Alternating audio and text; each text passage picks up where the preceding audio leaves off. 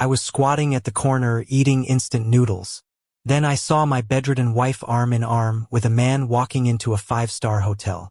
Only then did I realize her tears and talk of late-stage cancer were just a ploy to find an ATM and get a loyal guy to pick up the tab. I chuckled to myself, dropped the act, and decided to lay my cards on the table. I called my dad, who happens to be one of the richest guys in the city, and said, "Dad, I struck out in my quest for true love. Guess I'll just head back home to take over the family business." Across the street, a couple got out of a cab, and the guy wrapped the woman in his coat. I was just about to get up when I heard the most unexpected voice. "Edward, don't worry. I'll make sure you're pleased today." I darted behind a tree, and sure enough, the woman with chestnut curls wasn't just any woman. It was my wife, Judy, who was supposedly bedridden at home. Her hair was even dyed the color she asked for, claiming she didn't want to see gray hairs. They started kissing right there at the hotel entrance. Anger soared within me. We'd been married for 2 years, and for her so-called self-esteem, I even slept in the next room. Her dad and I once had an intimate chat over drinks. He brought up getting pregnant, and I confidently promised that I'd take care of her even if we didn't have kids. I clenched my phone, struggling with whether to smash it, hoping this was just a misunderstanding. Like maybe it was someone who simply looked like her. That same day, Judy had told me she was visiting a friend. So, acting concerned, I sent her a message. She replied almost instantly. "Don't worry, Judy just fell asleep. No cramps today. I assure you I'll get her back to you safe and sound by tomorrow." In the photo, Judy looked as gentle and kind-hearted as I remembered her. Not convinced, I slipped a small bribe to a hotel staff member. The guy, smoking and grinning, told me they were in room 409. Taking a deep breath, I stormed up there with some tools. As expected, they were having a good time. "Edward, don't leave marks. My husband said he'll give me a leg massage tomorrow," she joked. "Why worry? Just tell him you scratched yourself like before." "Ha! Wait till next time he's on a business trip.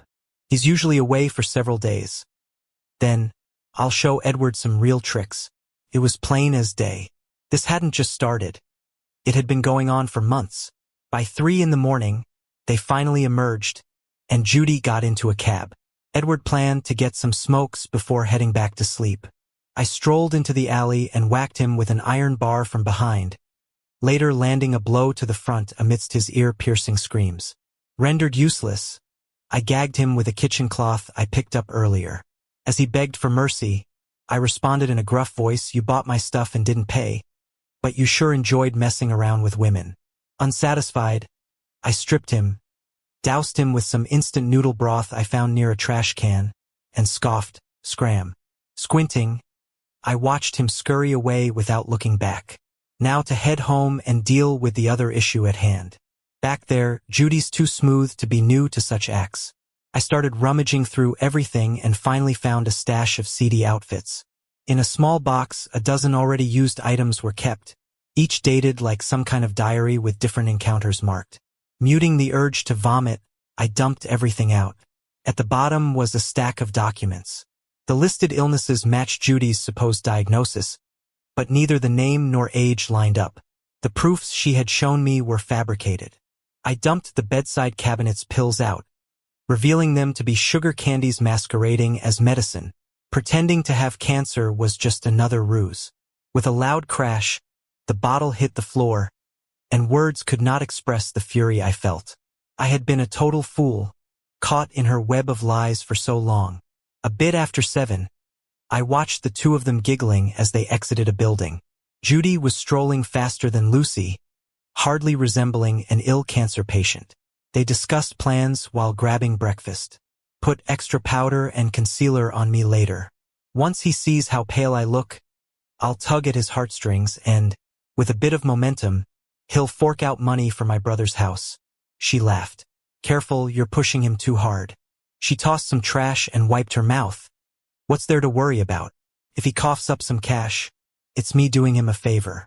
I'm about to marry into a rich family. Once he's out of money, I'll show him the door." Lucy asked, "Are you sure this time? Will Edward's family approve?" Starting to say something, Judy proudly patted her belly. Last time I miscarried a girl, but thanks to some old remedies from my mom, I'm sure it's a boy this time. If they have no grandson, what is there to discuss? A chill coursed through me. About half a year back, Lucy had mentioned feeling unwell and went to her parents for a while, and now I realized she'd secretly gotten an abortion. I stupidly wired her cash every day during that time. I called a buddy, registered an appointment, and asked him to fetch some medications from the hospital for me. With some downtime before the meds arrived, I made a call explaining what went down.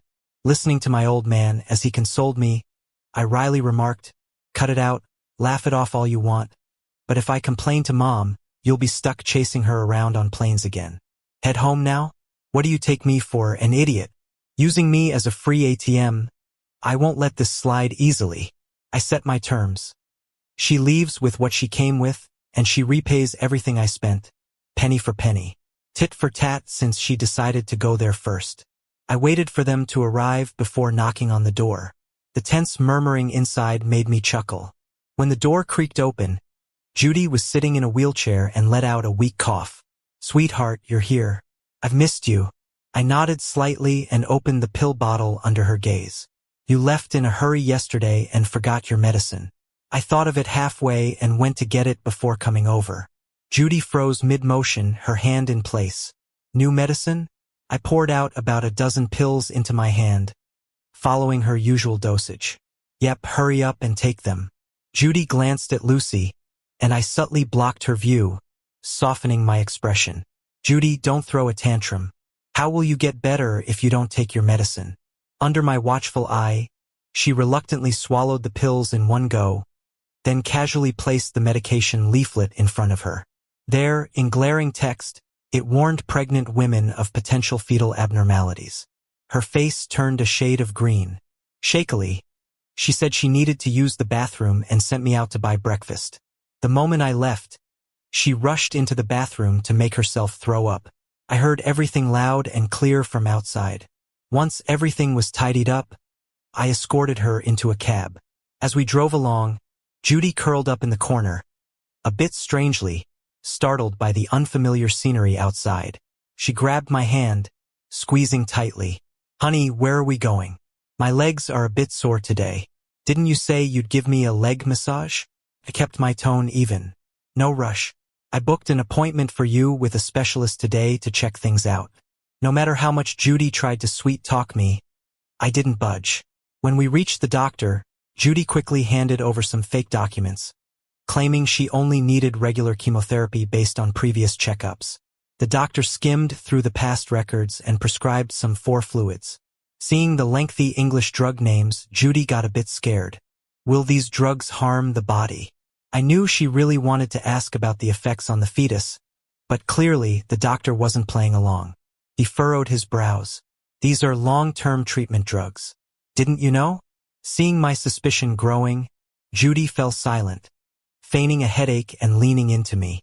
In the infusion room, while I went to the restroom, she looked up the drug names online and realized they could severely affect the fetus. "Honey, I'm not feeling well today. Why don't we just go home to rest?" A nearby nurse interjected, "If you're not feeling well, you need treatment. Finish these IVs before heading home." The golden liquid started flowing in. Just as the nurse was about to insert the needle into Judy's arm, she screamed and swatted it away. This drug wasn't just harmful to the fetus. It had severe side effects on the mother. It's only used by genuine cancer patients who are willing to take the risks. Judy couldn't get over this mental hurdle. "You hurt me. I won't do it." Stifling a smirk, I held her hand down firmly on the infusion table. "Judy, be good.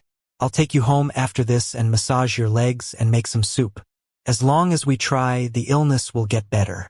The nurse continued coaxing. "Your husband is being very gentle with you. Let's try again." "No, no, no." The needle found its way into a vein. The nurse adjusted it for a steady flow.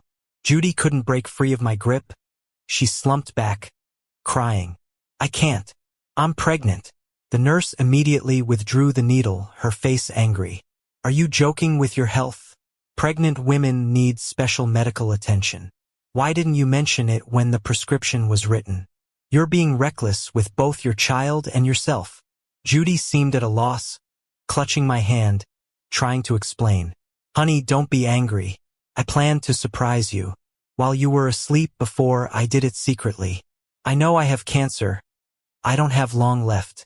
I don't want to leave you with regrets. I shook off her hand. We were never even together. You should know the limits of lying. Since you got sick, I sent all my paychecks to you and never let you lift a finger for household expenses. Why treat me like this? I angrily threw the items in my hand to the ground. Judy flinched, instinctively dodging. You even faked being sick? Judy, do you ever tell the truth? Judy straightened up, glaring at me. David, this is all on you. That guy's rich. What do you have to compare? Wanting to not live miserably isn't wrong. She clutched her stomach.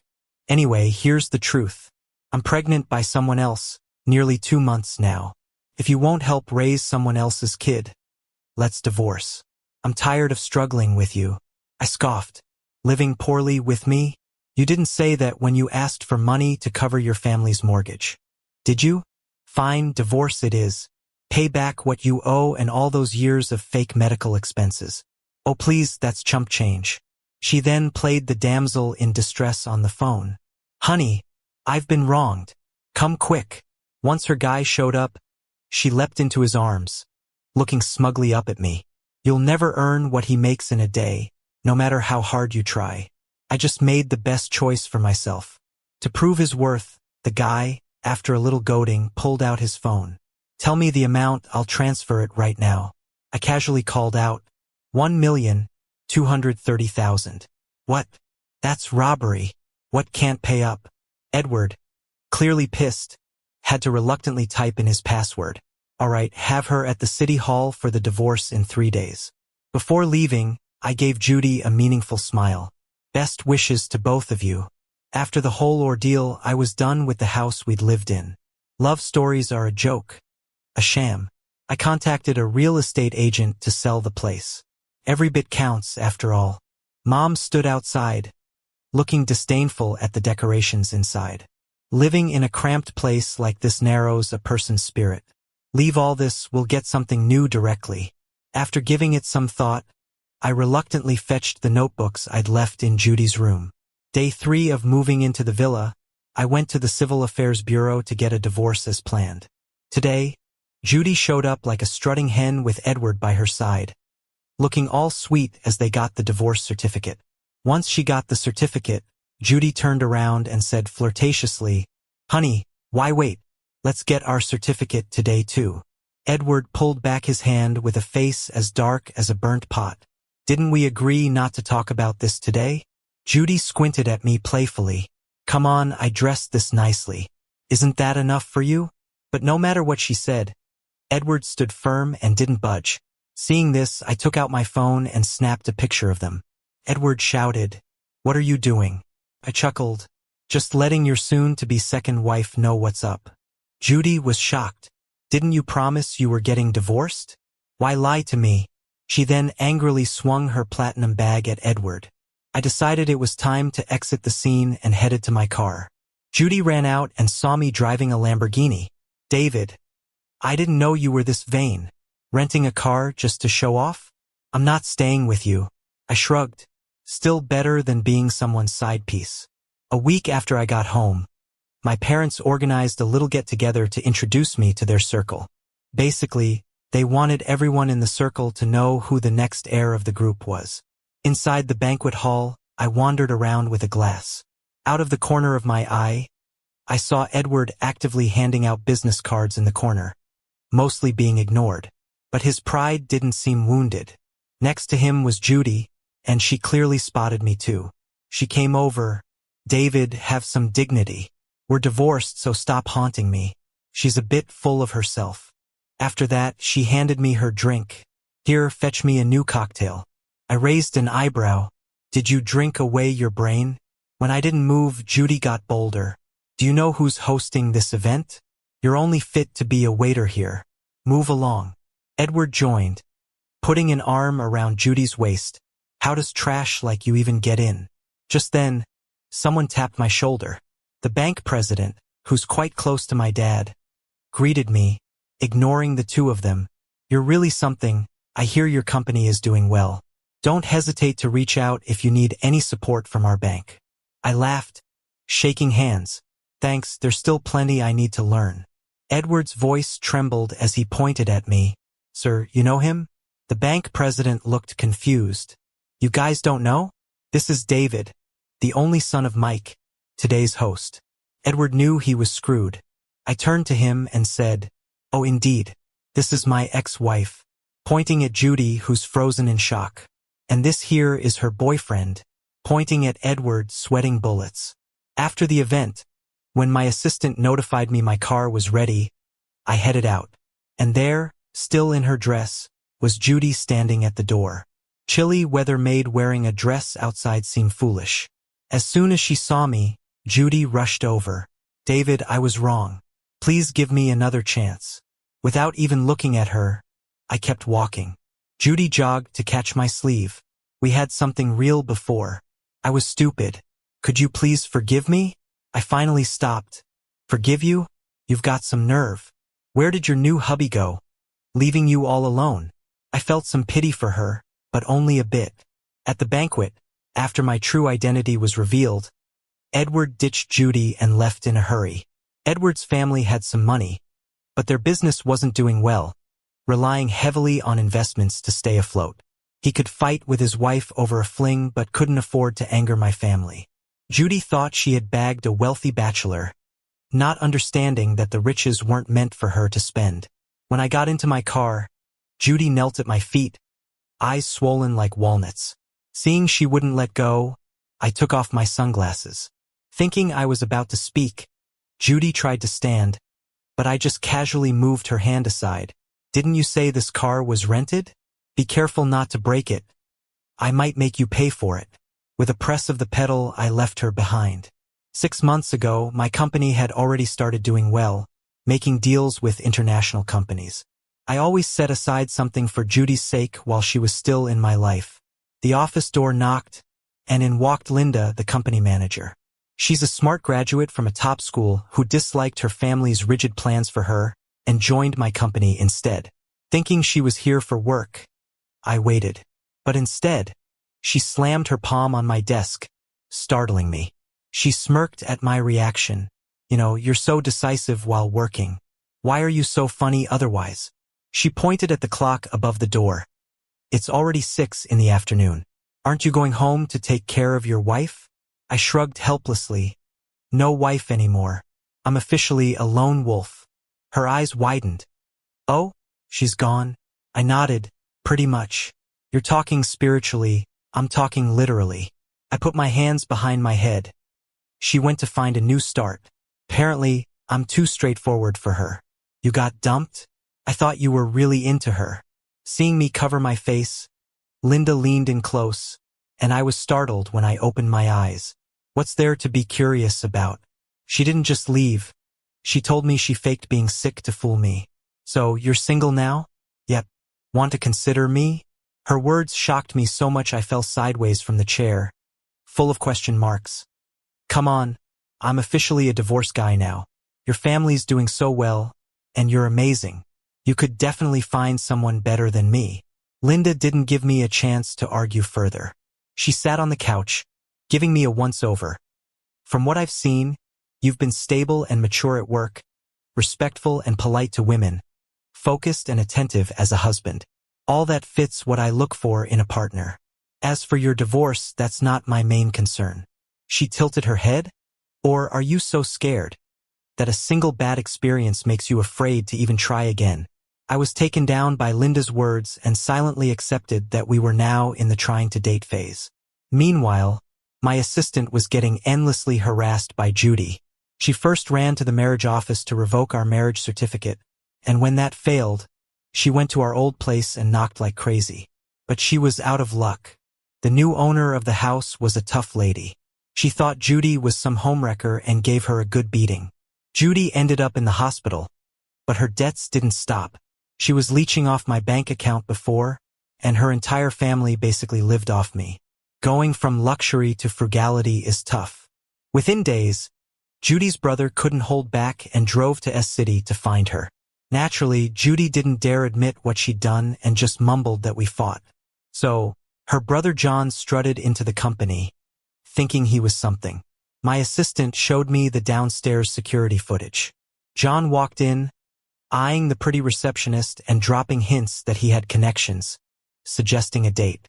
Then he claimed he was heading upstairs to see me, but the receptionist gently told him he needed an appointment to get in. Raised spoiled, John couldn't handle it and smashed decorations in a rage, yelling, "Do you know your CEO is my brother-in-law? I can get him to fire you in a snap." Acting like big shots in front of me, security acted fast, pinning him down until the cops came and took him away. My assistant looked at me. The lawyer predicts he might get a week in custody for causing trouble. I rubbed my chin, a sly look flashing on my face. A week sounds too short. Check back in his hometown. With a temper like that, he's bound to have enemies. Why not do them a favor? Just as my assistant was leaving, I called him back. Itemize the damage downstairs. There's no reason I should cover losses for things he went nuts on. When I got to the hospital, Judy was still in a regular room hooked to N4. Because she was pregnant, there were limited meds she could take, leaving her to bear most of the pain. Seeing me, she got emotional. "Honey, David, you came to see me? You're forgiving me?" I tutayed from the end of her bed. "Wrong name, miss. Edward's your new hubby. Remember? I passed over the bill. When you're better, wire the money to the account." Judy looked at the bill, her hand shaking. "What's this?" I gave her a smile.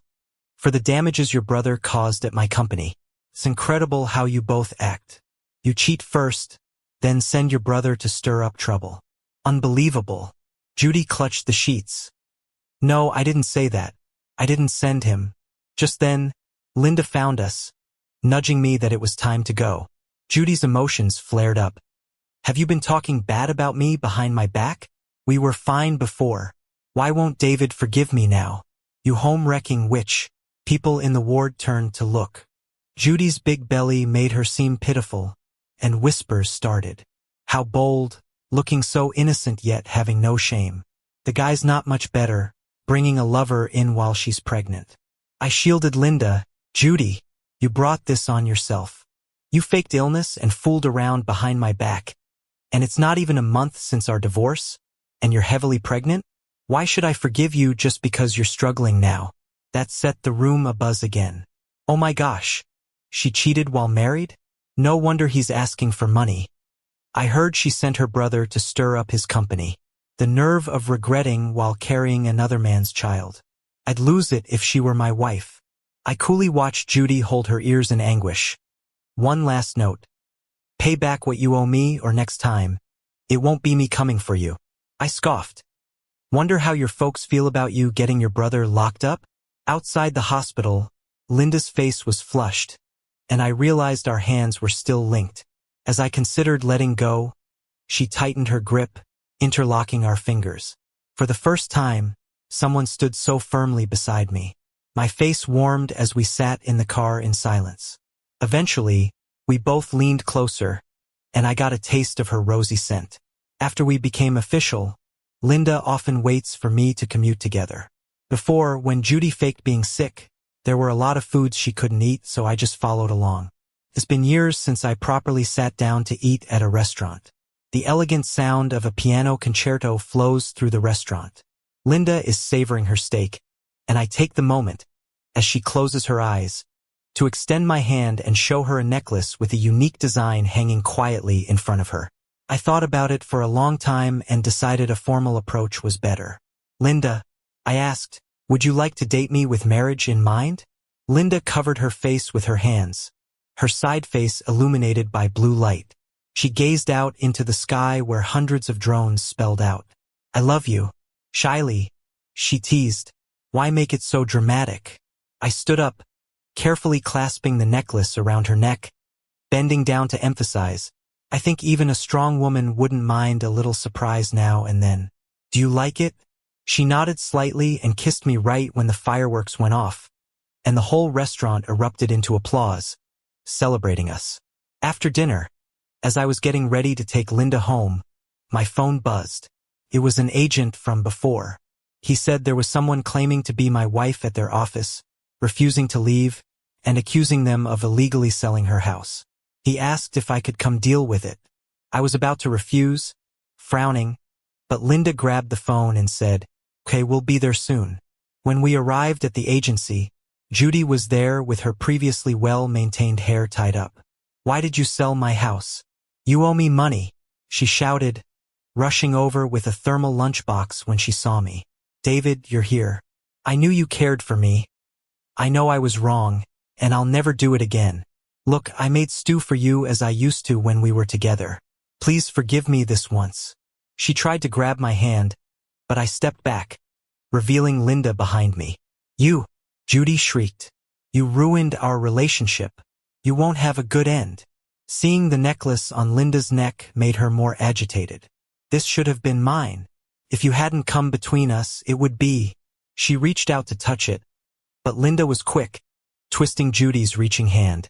"You just realized David is more than you imagined after you cheated. Now you're regretting it. Weren't you arrogant when you insisted on divorce? Now you're blaming others? You can't have it both ways. If you set yourself up for failure, it's your destiny." "Bullshit. I won't let you get away with this." Judy, completely losing it, rashly opened the lunchbox and threw its contents at Linda. Unable to dodge, I shielded Linda with my own arm, scalding hot soup splattering on me. Just then, the police, called by the agent, walked in and restrained her as she rambled incoherently. While getting my burns treated at the hospital, I called for someone. Her posture was poised as she sat on the sofa, cutting straight to the chase. "I'm Edward's wife. You know my situation, and I'm here to propose a collaboration." She laid it all out. "Edward built his fortune on me. I had 2 miscarriages due to business dealings and am left infertile for life. He's now using it against me. I won't let him off easily." Looking into her determined eyes, I pushed the check she handed me back. Before she could be too disappointed, I said, "I believe we have the same goal.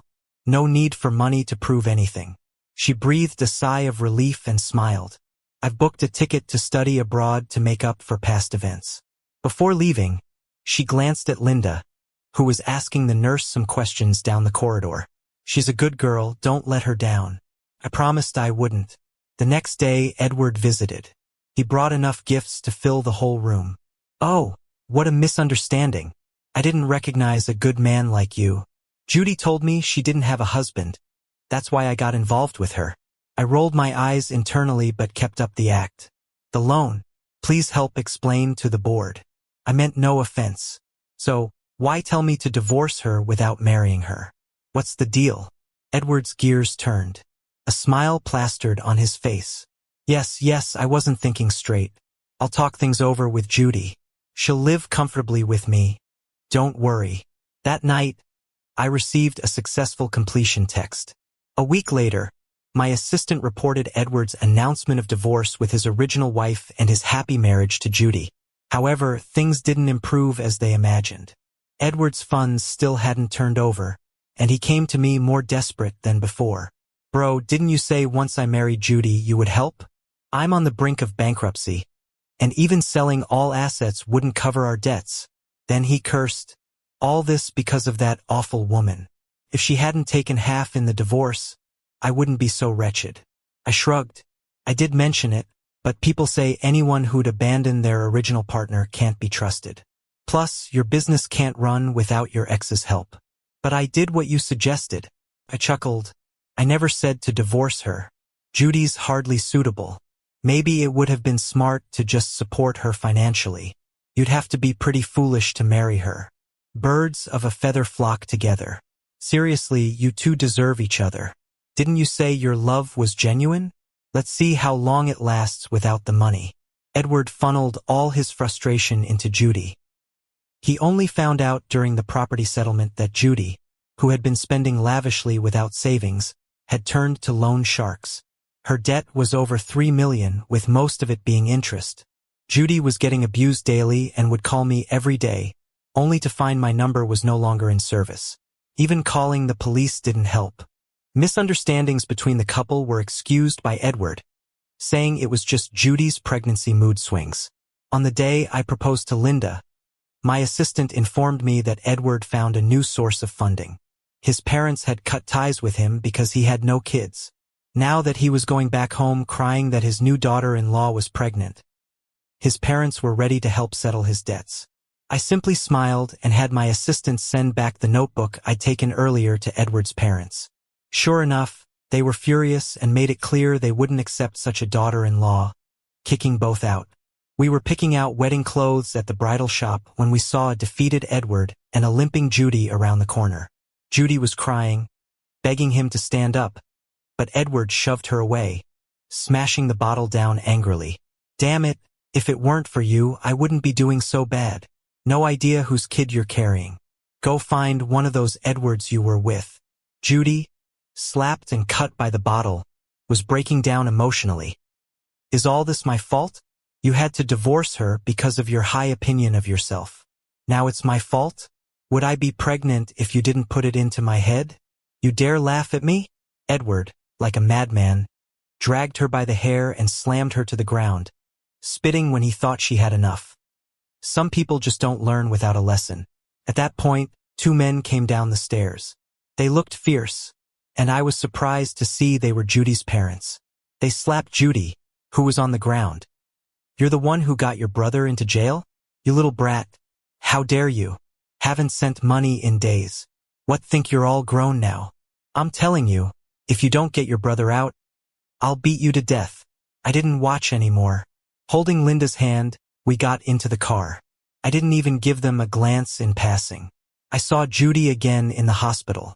Linda and I had been honest with our parents, and they were so understanding about my past marriage. They easily gave their blessing for our wedding.